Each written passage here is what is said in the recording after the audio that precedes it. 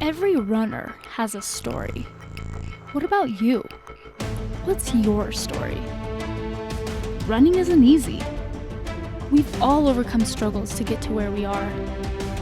Maybe you're struggling now. What is it that stands in your way of reaching your full potential as a runner? And are you willing to do what it takes to get there? If you're not sure, listen to this story about how this runner overcame an obstacle that seemed absolutely impossible. And remember, if they can do it, you can do it too. What are your running goals? Do you need help recovering from a running injury? Do you need help developing a training plan? Maybe you've never ran before and you just want to get started. Let us help you reach that big goal of yours. Here at Body Smart, we help runners maximize their performance and stay on the road. To learn more, ask questions, or to set up your first free appointment, go to bodysmartutah.com or call us at 801-479-4471.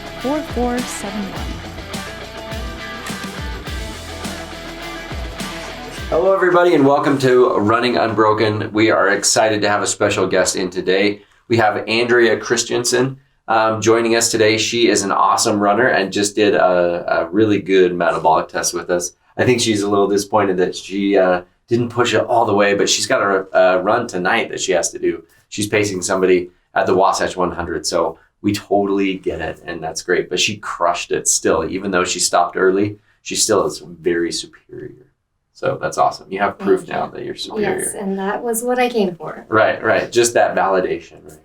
But we're excited to have her in today so we can talk more about how she got into running and how she uses running in her life. So thank you so much for joining us today. Thanks for and driving all the way up here from Utah County to come and join us. So we love to just find out kind of who runners are and how you got your start in running. Have you been running your whole life then, or is that something you've picked up as an adult?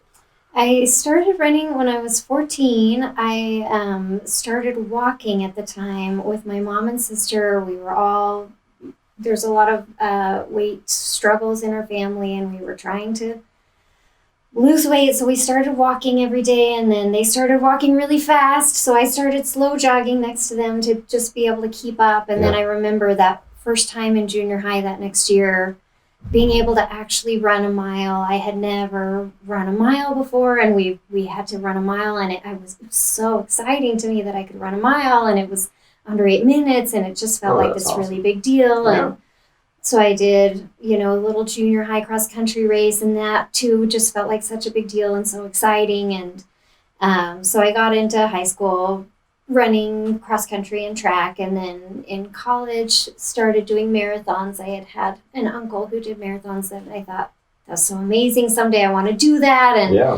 And so I did my first marathon 20 years ago, almost it was this month, 20 years ago. Oh, wow. It was just a couple weeks after September 11th. I did the Top of Utah marathon, and they didn't cancel it. They gave us all red ribbons to wear in memoriam, and people were carrying flags, and that was my first marathon. Fell in love with distance running and just did that for the next 15 years or so. Did 45, 46 marathons. Oh my goodness. Just casually, mostly. Just was a middle of the pack kind of runner.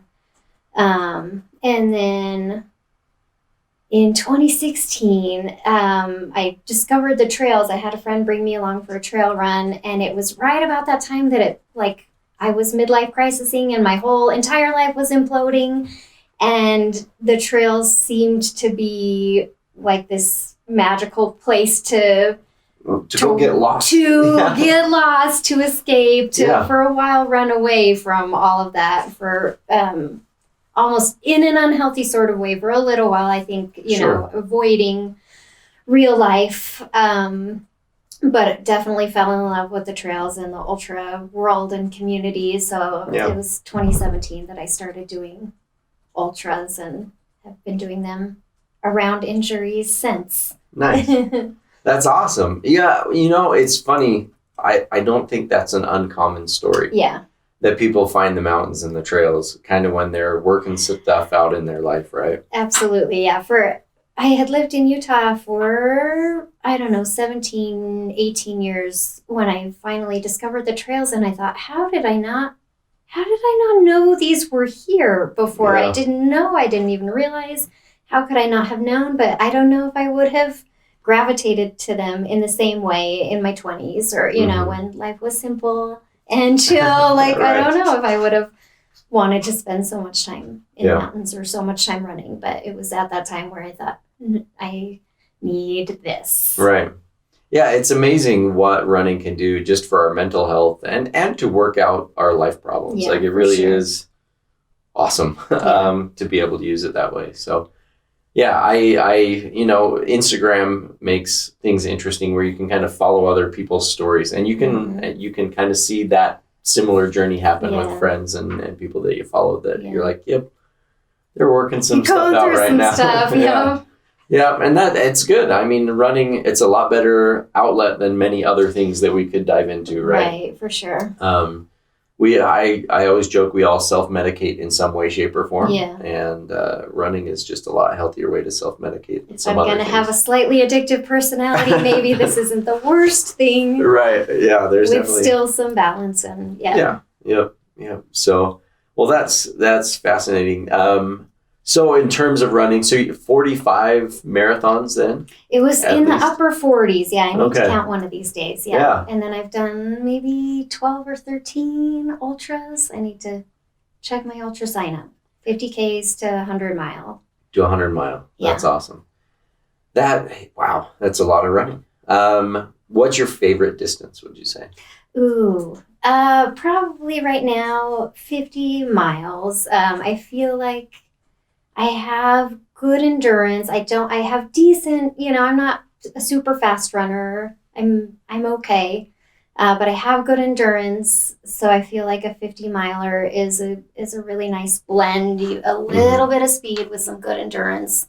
I feel like I can run strong most of the way. Longer than that, I start to deal with stomach issues and struggle with some other things. 50K, I'm, decent, but not quite fast enough to be, to really compete. But 50 milers, I really like that distance. It's interesting. It's kind of like the 10K half marathon, right? Yeah. Like for the ultra distance, the 50 miler seems to be like, that's a good distance to really push yourself, but it's not like you're going to die necessarily, right? Whereas like same thing with the half marathon and marathon. Like half marathon is such a great distance because you can like do it and you can even fake it sometimes, right?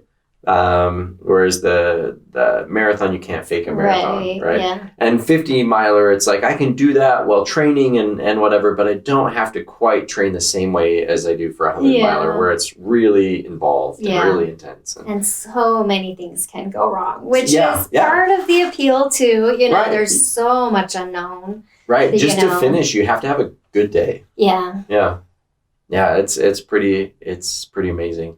Mm-hmm. So, with those different distances and stuff, what was your first ultra distance? What was the first distance you ran? First ultra distance was a 55K. I did the Skyline here in Davis County in 2017, and I loved it. And it's a small little race, but I won it. I started my jam with the ultras is to, I'm kind of slow and steady. And I started, you start by going up Ben Lomond, up the peak, and, maybe started in 8th or 9th place. And then by the top of Ben Lomond I think I was the 5th female.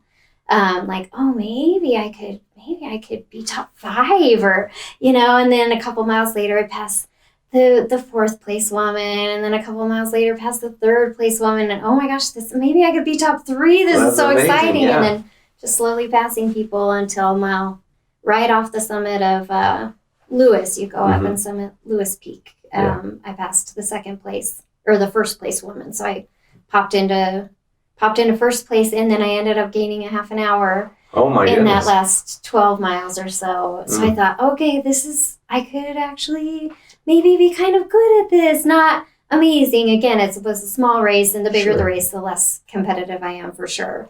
And it's not a technical course. I'm not a great technical runner, but for runnable, it was just a fun day, and to feel strong for most of my years of marathoning, I would bonk, the last 6 miles I would fall apart and slow way down.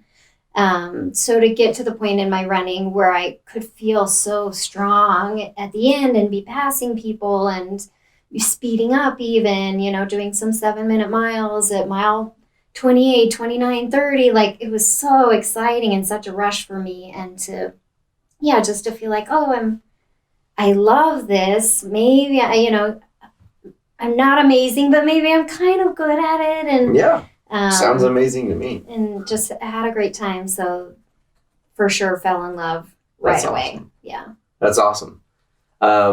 So when you kind of fell in love with it, what was the next step? Did you go right home and just sign up for a bunch of other races? Yes, I did. and maybe this is too personal, but it's interesting to look back at that time, because it was that weekend that my ex-husband and I are really good friends. We get along great, and I have nothing but amazing things to say about him, but that was right at the tail end of my marriage. And I had, for the last few months, been gone a lot. We had 3 little kids at home, 2 of whom had both within the last year been diagnosed with autism. And I just was running and running and running. And I found the trails, I found these friends, and like, I can be gone in the mountains all day on a Saturday and then all day on a Sunday. Like, that's what I want to do. Yeah. And I was doing that most weekends. And I remember my mom saying at one point, like, do you ever think that maybe you're kind of running away? Like, no, it has nothing to do with that. It has nothing to do with the boys. It has nothing to do with my marriage. Like, but I remember my husband at the time, after Skyline, I was driving home and him saying something like, you've been gone for a long time and you're kind of gone a lot, and like, I want to be supportive, but you're just gone a lot, and maybe you could be gone less. And I just thought, if he doesn't understand this, then I can't do this, because I need to be in the mountains, and I need to be doing this every weekend. And I wanted, I had lined up pacing and races for the next, however many weeks ahead. And it was probably a week or 2 later that I moved out and we got divorced. And so I was running like crazy, getting divorced, and trying to process that I have these children with these special needs and I don't feel equipped to do it. So I'll just keep running and not think about it.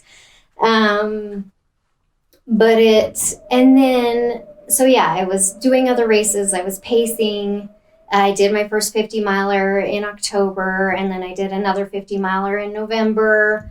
And after my second 50 miler, my Achilles blew up. Oh, no. I was knocked out for the first time for about 6 weeks. And I thought, how do I do life now? Because this is everything to me. These are my people, and this is my mental health, and this is my release. And I remember a woman I'm now friends with. She was probably early 20s at the time.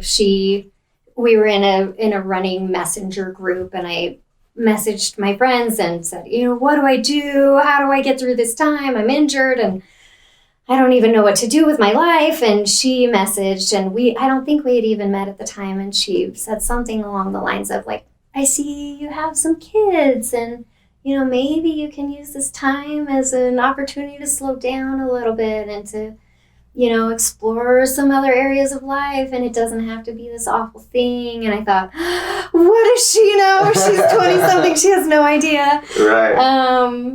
But it became, it was an introspective time for sure. And I thought my world was ending, but you're forced to slow down. You're forced to do something a little bit different, and maybe I can think about these kids of mine and, this new life that I have. And this new home and navigating this now relationship that's different, this family that looks different. So it was during that time that I kind of was able to start processing life a little bit.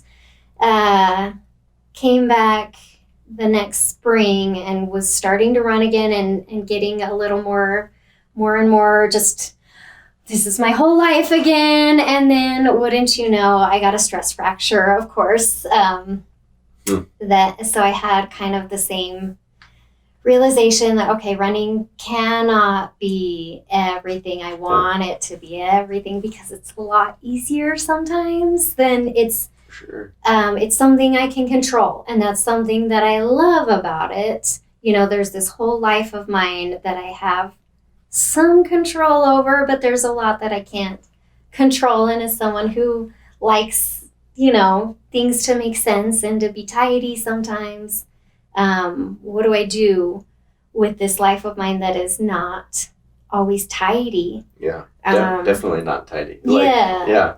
Life just gets messy, and kids definitely make it messy. Yeah.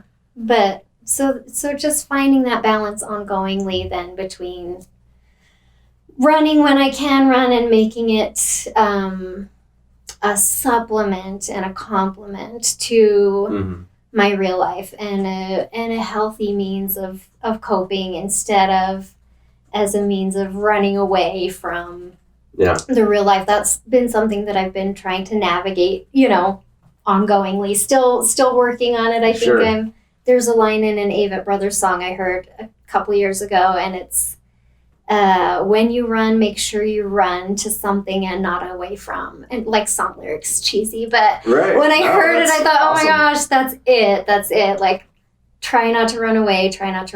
Run toward. What can I run toward? Okay, I can run toward health. I can run toward physical health. I can run toward mental health. I can run toward joy and friendships and community. And again, something that complements the life that I want to live and not takes over everything else, which it's hard not to, you know, No, absolutely. You should make a t-shirt out of that. I love it. Run towards something instead of away. I think that's so powerful. Because I think a lot of people do use running or other things. Like I said, we all self-medicate in some way, right? And so running towards something positive and using running to be an uplift in your life instead of just an escape, right? And I don't think the escape is necessarily bad, especially during certain seasons of our life. We kind of need that sometimes, and that's not disconnect. You need to think about something else. You need to, and just clear your mind a little bit. Yeah, I think that's okay. But definitely, like, especially making as big of a commitment to it as you are, like using it as a positive thing in your life instead of just a distraction. I think is an awesome perspective to have with it. That's cool, and thank you for sharing. That's awesome. It's neat to be able to see kind of how you've used that as a strength builder in your life. No, hopefully so. Yeah. Again, no, absolutely. working on it. Well, we're all a work in progress, right? And going back to the divorce thing, it's been fun. Again, I mentioned that my ex and I are good friends, and we supported each other in athletic endeavors before, but now, you know, like he did his first Ironman, tried. Cool. He didn't quite finish a couple months ago, but, you know, like I'm so excited for him. And I did this crazy long bike ride last year, and he brought the kids to come and cheer for me at the end of that. And so seeing the evolution of, you know, it was once a wedge and it was a problem, and rightly so. But now, you know, we can support each other, and so it's nice. Yeah, that is nice. And that's great that he's finding something too. And triathlons, talk about training. That's a lot to train for with all three disciplines and stuff like that. But it's awesome. I think we don't use that enough in our life. Our physical health and physically exhausting ourselves so that mentally we stop with those spiraling thoughts and things like that, right? Yeah. I think that is more helpful than most people understand, and honestly is a healthy way to process our thoughts and feelings. Yeah. And so gives you a lot of time when you're up in the mountains. Oh my goodness, to just so work much through time. things. I thought with this long bike ride that I did, it was over a span of 40 hours last year, and then I thought with the 100-mile distance, which again I've completed 100-miler, I've DNF'd one now a couple weeks ago, and I'm trying another in a few weeks. But I often wonder, why am I doing this? Why? Yeah. Because 50 miles I can be done in 8 hours, and Right. it's hard, it's badass, but then it's done. Right. And there's I'm tired for a while, and I get a little emotional and some suffering, but it's Right. not the same of just, I haven't slept in so long. I've been out for so long. I'm so depleted. And in this last 100-miler that I was trying and didn't complete, I thought, never again. I will never do this again. I don't ever want to do this. This is awful. It is. Feeling this way is awful. It's just really, really miserable. And I have had to ask myself what I've asked myself many times with other sort of long endurance events. Why am I doing this? Why do I think that I want to do this? Maybe I don't want to do this. Maybe I thought it was cool. Am I doing it for Strava likes? Am I doing it for the Instagram post? Why am I doing this? But I think, when I really think about it, I think about that, the time to mentally process the life things, and I think of it as it's like a little sandbox for doing for practicing at doing hard things. Mm. Because with the life stuff, again, we don't get to control what hard things will come our way. We have some control, obviously, but some things we don't. But we do have some control over how we respond to those things, right? Yeah. But how do we practice that? Here's a nice little sandbox of putting yourself in a situation that's gonna be really, really hard, and you're choosing it. Right. And it's a kind of a silly thing to choose something why would you choose something that's gonna be so hard? It seems so silly. And it's kind of a privileged thing that we're able to do. Our lives are not that hard, so we're paying $300 to experience something that's really hard, that seems silly, but okay, it's an opportunity to choose choose an experience that will throw you so many curveballs and be brutal and make you cry if you're me. I think just about everybody cries. I definitely cry on the trail. But then what are you going to do with it? How do you problem solve? What do you do with those hard mental feelings and pulling yourself up and out of it, and, just working on your mental game? And it's so cheesy and cliche, but it does translate to real life. My 100-mile that I did in 2018, I have a picture of me hugging a friend at mile 82, and I'm crying. Shocker. But at that moment, I could not fathom going 18 more miles, and it doesn't sound like much, but it just felt like I can see that tree, but I can't even fathom walking to that tree. It just seems so hard. But I did. And sometimes now when my boys are really challenging or something is hard, I think mile 82, you kept going in mile 82, this little sandbox of this kind of pretend hard thing. Yeah. You did it, and you can do this, and it's not the same, but it's...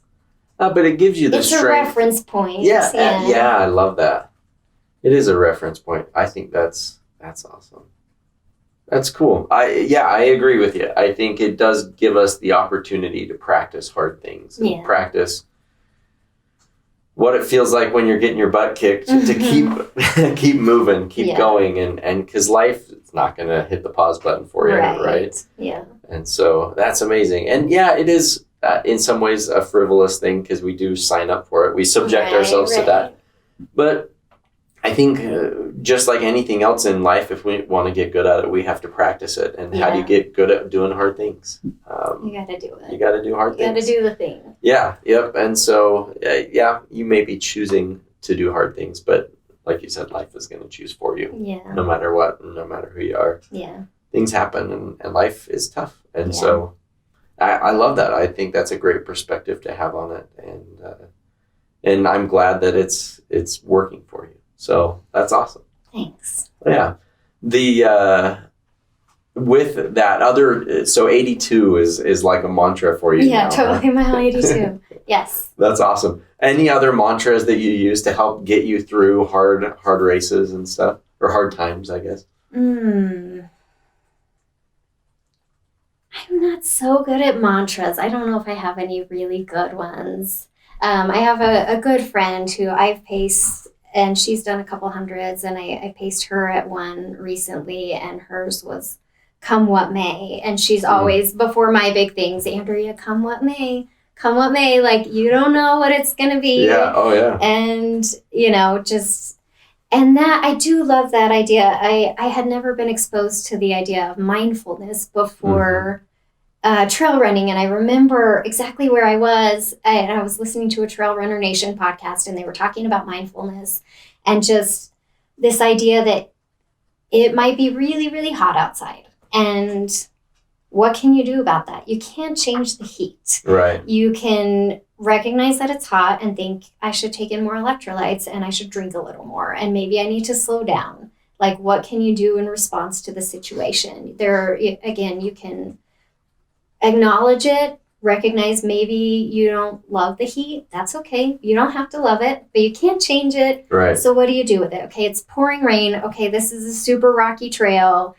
I just biffed it. I'm bloody. Like, my stomach is turning. Okay, that's what I'm dealing with right now. So what do I do with it? Like, it's not going to help you to get so upset that it's raining. You can't change the rain. You can't change the rocky trail, but you can, this is the situation. How do I respond? Yeah. What do I need to adjust versus just commiserating on it? Right. I always tell that to my kids, like, you're not allowed to complain unless you have some kind of solution. It may not even be a good solution, but like, have something for me, and then you can complain all you want. Yeah, like then we can work with something. But just complaining to complain, like, that doesn't do much good. Helpful. Yeah. It just makes you feel it so much more. Right. And you just get stuck in this hole of like, this is awful and life is terrible. And it's like, it's not awful and life isn't terrible. But sometimes it's hard. Yeah. And let's work through it instead of be buried by it. Right. That's fascinating. I like that. Come what may. That's a good one as well. Do you find... as you're running that you think a lot, or are you kind of more just dialed in on the run, or are your thoughts kind of everywhere? It kind of depends on the run. If I'm solo with friends, if I'm racing or not racing, I can be totally focused, in a race. On the race, I did Squaw Peak this year, Squaw Peak 50 miler, and I just was focused, and I wanted to get top 10, and it was a mile 42, and I think I was in 6th place, and I just wanted to make sure I didn't get passed by anybody. I'm on this rocky trail, I'm super focused, and then a song came on. I had music on for just a few minutes, and then a song will trigger a memory or something, and then I'm sobbing on the trail, thinking about, this associated memory. So sometimes, and sometimes I think, oh, I should just skip it. I can't think about this right now. But then I think, when else am I going to get to feel all the things about, past experiences, think about, struggles of my children, think about relationships, missing my brother. I lost a brother years and years ago, and sometimes the song will come on in a race, and I'll just miss him, and I'll start crying, and I think, skip the song. You can't breathe if you're crying. Like, cry. Yeah. Cry for the song. And then, like, because that's what's a huge part of what's so powerful, when you are stripped so far down, you can feel things really deeply. And And there's healing in that, I think. Oh, yeah. So a lot of times I'm all business, and I've had pacers who will try to have like real conversations with me, and I'm like, not now. Like right now I'm running. I don't want to talk about my dreams right now. Like later we'll talk about dreams, not right now. Yeah. But then sometimes, when you are just bare, like, let's talk, or in my head, let's think and let's feel. And so a combination of both, I guess. Sometimes I am in no mood. Yeah. And sometimes I have no choice. I am feeling the things. So. That's good. It's good to feel the things. Yeah, definitely there's a time and place for it too. Yeah. On race day, especially if you're doing well and you're like, I think I got this. Maybe not then. You can cry for 20 seconds and then move along. Yeah. No, that's fun. So as far as race challenges, what is something that you've really felt like, man, that was a tough race. That was one that I really had to grit through. Well, grit through, I mentioned to you earlier that I recently, 3 weeks ago, had my first DNF. Yeah. So gritting through, and this was the Leadville 100, and I found out in March I got in. I threw in on a whim from a recommendation from a friend, but once I got in, I thought, I'm going all in on this. After my last 100-miler in 2018, I was out of running for a year and a half from this stress fracture. So I took up cycling, wasn't able to run. 2020, I was able to run again. And I thought I would do my first 100-miler back. Last fall, I was going to do Bear, and then I broke my foot again last August. Oh, no. So I thought this year, I got into this 100-miler. It's a big deal 100-miler. I want to give this everything I can give it. And I have trained this year so hard. Lots of time in the gym, lots of time on my bike, lots of time in the mountains, and trying to dial in everything that I could. It's a high-altitude 100. So I spent some time at altitude. I trained on the course, and I thought I've done everything I can do to be ready for this race. And I was terrified for sure of the altitude, and it has some really tight cutoffs. It's a 30-hour cutoff for 100-miler is really steep, tight, especially for high altitude, and the intermediate cutoffs are pretty tight too. But I thought, I'm a good runner. Like I won't really have to worry about those cutoffs. But race day came, and from the beginning, I wasn't feeling amazing. I was good enough, and it, got kind of in a groove. It was a little bit slower in the early miles than I thought I would be. And it's an out and back course. So come mile 37, you leave your crew for the last time to do this hardest part of the course. You go up. It's called Hope Pass. It's the high point of the course. It's close to 13,000 feet. So you climb for a couple miles, 3,000 feet of climbing to high altitude. You go down the other side, you turn around, you come back up it and back down. You got to do it twice. And climbing up, I was starting to get pretty tired the first time, but I took a little caffeine. I felt pretty good again. I passed a lot of people climbing and then started descending the other side.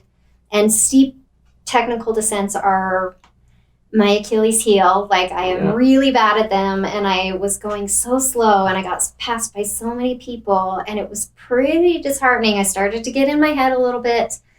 I got to the turnaround point just an hour before that cutoff, and I thought, I did not think I would be anywhere close to cutoffs.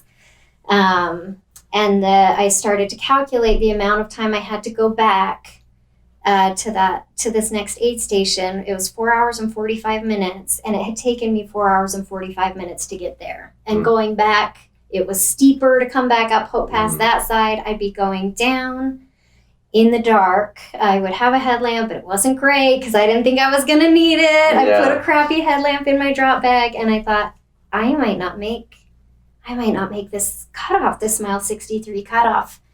And how on earth did I get here? Like, I'm not someone who fights cutoffs. And then I started getting sick with longer races. I have had a lot of stomach trouble, so I wasn't able to eat. And I called my crew at the top of Hope Pass round 2. And I said, you guys, I'm not going to make it. I had 3 friends who drove that whole day to be there at mile 63. That's when pacers were allowed to start pacing me. I thought they drove all this way and they're not even going to get to pace. I'm not even going to make it. And part of me didn't want to make it because I was so tired and sick and I wanted to be done. But they said, you have 2 hours. You have 2 hours to get down the mountain. You can totally do that. And I thought, not at this pace I've been going. I can't do it. You guys don't know. I was crying. But I didn't want to let them down. So I worked hard the whole descent. I thought, I'm not going to make it at this.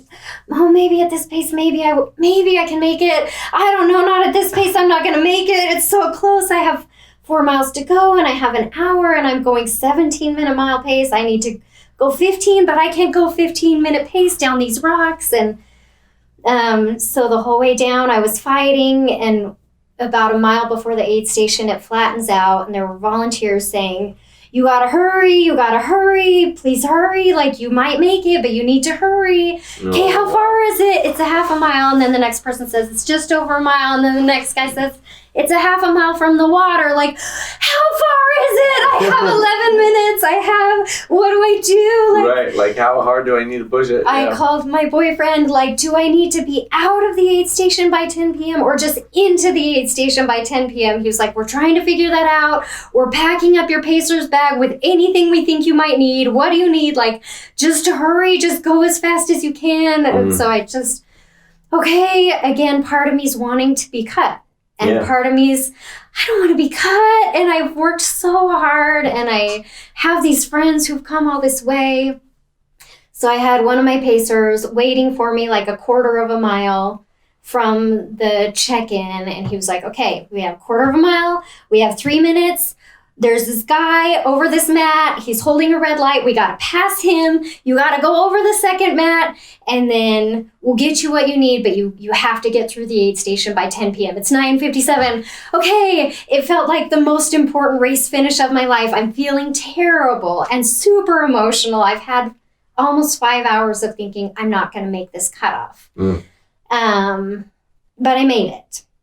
But then I asked him, but now what? Now for all this time I've thought, I'm done. I'm done at Twin Lakes. I'm done. So I haven't been eating. I haven't been drinking. I feel terrible. Yeah. And I kind of want it to be done. He was like, it's a new race now. It's a new race. You just try to eat. I couldn't. They were doing their best, but let's get you your warm clothes and we're going to send you out. Okay, we'll head out. I headed out with my pacer, and I wasn't really thinking. I was trying to just get through this step, get through this hill, get through this mile, not necessarily thinking, okay, I was fighting to get to this cutoff. That means I'm probably going to have to fight to get to the next cutoff. And she said, we've got 9 miles and this much time. We have to average 15-minute miles or something. And I knew that section of the course had cruised up it earlier in the day. I was like, oh yeah, that's totally fine. That's going to be easy. And I took a little caffeine, felt good for this first climb. And then we started just this gradual descent.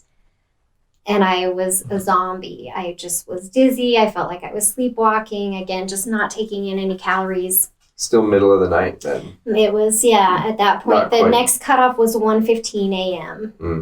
And I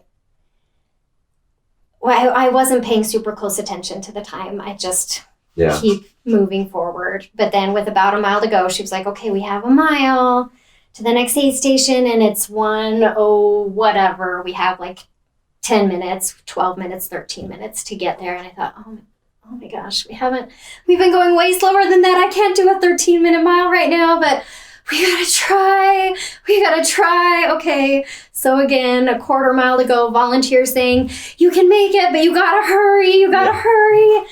So I'm feeling terrible. And I, but managed to get into that aid station with a minute to spare again. And then thinking about the next one, okay, let's go. Let's just try. Still can't eat, can't drink. Moving slowly forward. And the cutoff for the next one was mile 76, and the cutoff was 3 a.m. And at mile 73 and a half, I just started throwing up. It's pouring rain, vomiting black vomit, and just crying. I don't want to drop. I'm not going to drop. I'm still not really paying attention at the time, but there are 2 headlights come up behind us, a man in a 4x4. He was the course sweeper. Again, sweeper? I've never seen a sweeper before, and he's like, let me look at your eyes, flashing a flashlight in my eyes to make sure I'm not actually dying. Yeah. And are you okay? Do you want me to drive you into the aid station? I was like, drive me into the aid station. Am I cut? He's like, no, but there's no way you're going to make that cutoff. Yeah. And I thought, okay, but are you pulling me? He was like, no, if you want to try to make it, you can try. Okay, like, I don't want to drop.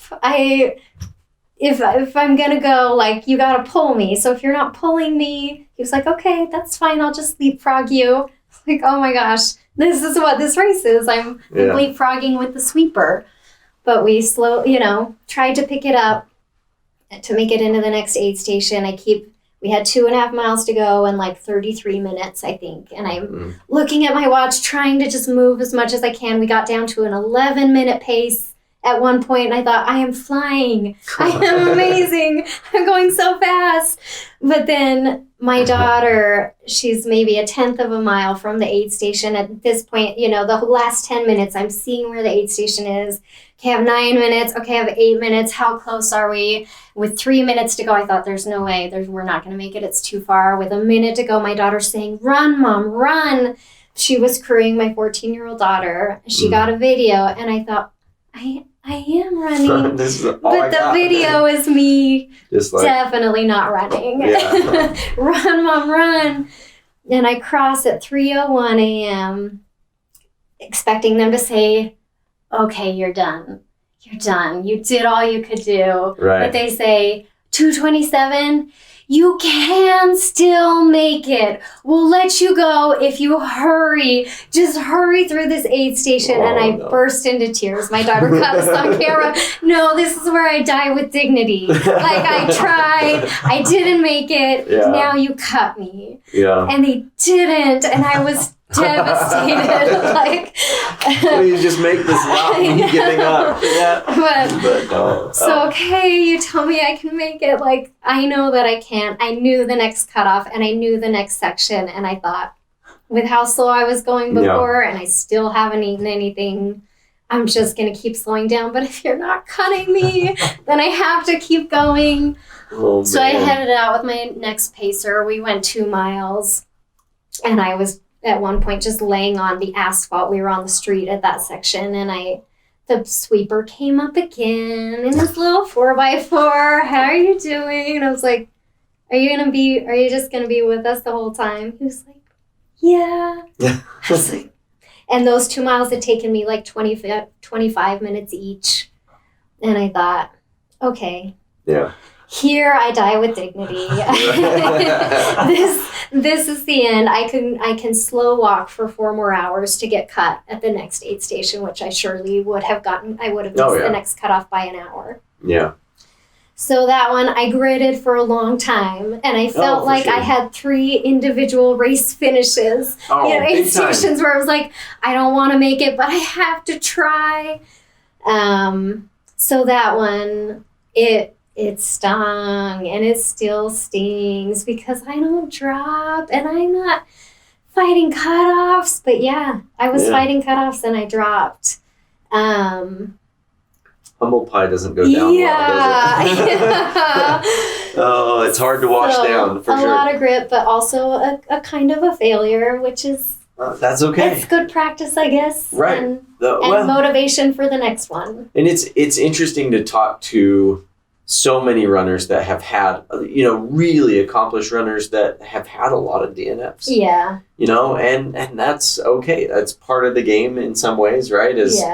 You're trying to push your limits, and sometimes you find where they are, right? And that's not necessarily a bad thing, but it's hard to eat. Yeah. It's hard just follow that. So my ex sent me an Instagram post after UTMB from one of the UTMB elites who we both admire, and she had to drop, and he was like, even the elites sometimes. Yeah. Like, okay. Yeah.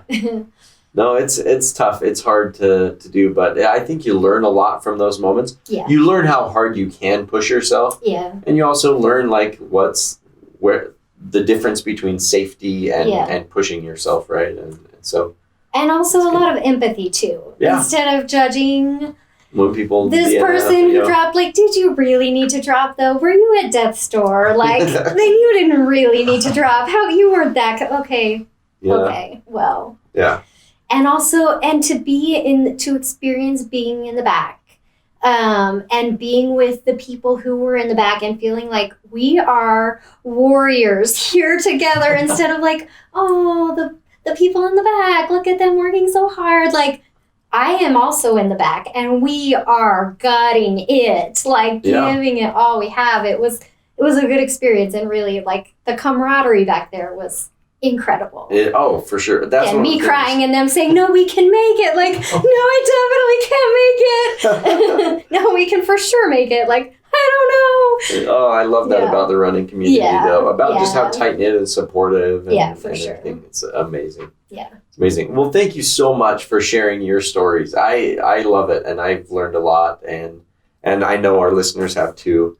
So thank you so much for coming here today and sharing with us and telling us more about your running career and all of these awesome stories. It's fun to learn from you. So great to chat. Thank you. Yeah, my pleasure. I wish we had more time. I could listen to you share your running stories for a long time. So as far as if somebody wanted to follow your running story and your running history and stuff like that, where can people find you? I am on Instagram. I'm not that cool, but I am on Instagram. Yes. Awesome. Okay. Strava. Yeah. And Strava. So Instagram is on Strava. Andrea Christensen is what they need to look up. Yeah. Andrea L. Christensen on Instagram. Awesome. So go check her out if you're interested in following her career and story. Fun. Thank you so much for joining us today. Thank you. Yep. All right. Thanks for joining us on this episode. Make sure to like, follow, subscribe, all those good things so you can catch us on the next episode. And we'll see you on the next one with Running Unbroken. Thanks for listening to Running Unbroken. Don't forget to follow us on Facebook and Instagram. And reach out if you or someone you know has a story to share.